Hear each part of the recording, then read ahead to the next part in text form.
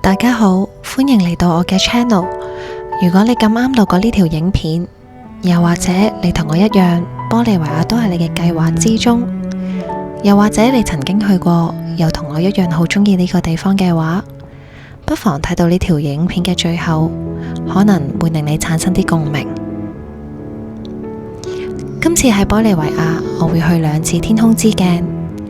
第一日係專係睇天空之鏡嘅團，第二日係玻利維亞嘅3日2夜團。但係2次嘅天空之鏡都好唔一樣，究竟有咩唔同？影片最後會有少少心得同大家分享一下。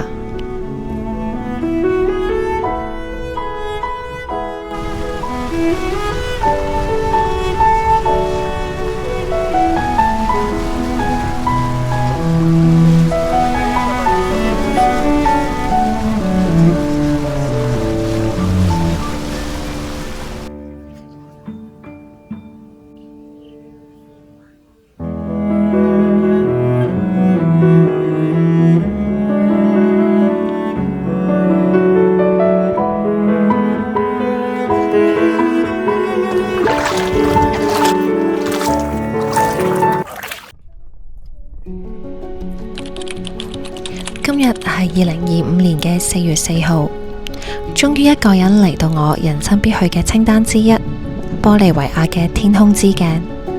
一踏出車外面，嗰種感覺好難以置信，唔敢相信地球嘅另一邊有一個咁似天堂嘅地方。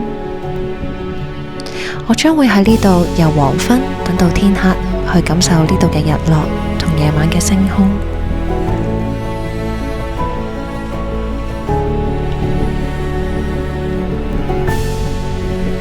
一個人搭咗20幾個鐘頭飛機，再搭10個鐘頭嘅長途巴士，嚟到呢度睇到嘅一切，真係有種感動到想喊嘅感覺。好想可以記住呢個畫面，因為下次再嚟嘅時候，已經唔知係幾時之後嘅事。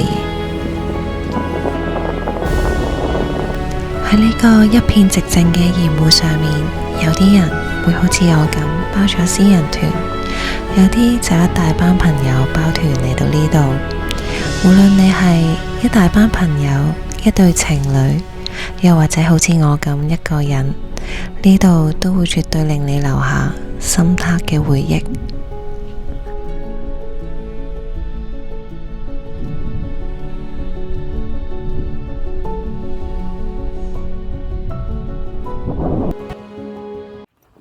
OK，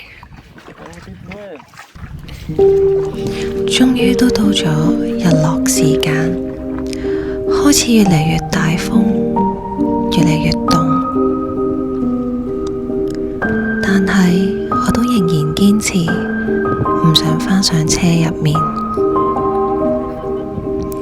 喺呢度見到嘅日落，係我目前人生見過最靚嘅日落。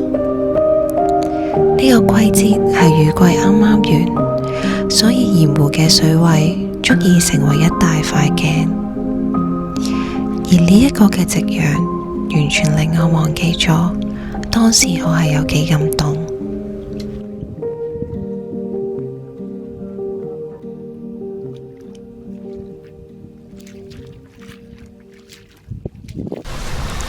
今日係2025年嘅4月5號。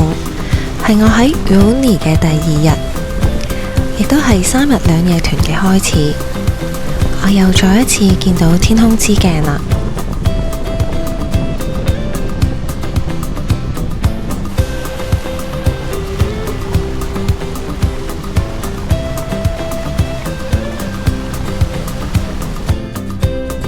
呢邊嘅水位明顯冇琴日咁多，雖然都仲見到有 reflection。但係影相出嚟嘅效果都好明顯有分別。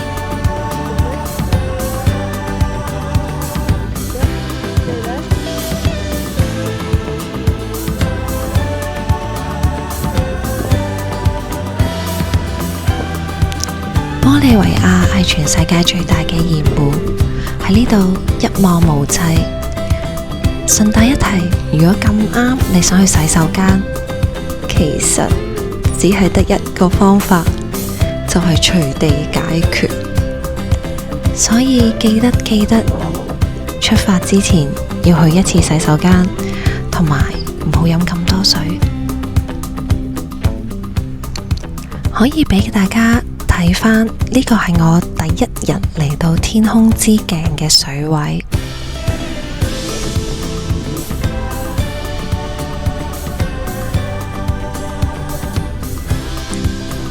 而呢一個係我第二日嚟到天空之鏡嘅水位，唔知道大家睇唔睇得出其實有分別呢？而最大分別其實係個夕陽，因為第二日已經見唔返第一日夕陽嘅效果。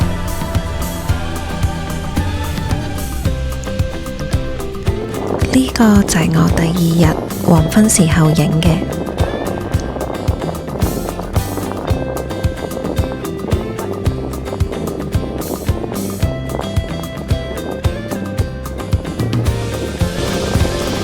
可能睇相會比較大分別啲。呢個係我第二日黃昏時候影嘅天空之鏡，而呢個係第一日嘅天空之鏡。所以我覺得睇天空之鏡最好就係去揾返會帶你揾多啲嘅水位，專係睇天空之鏡嘅 local tour。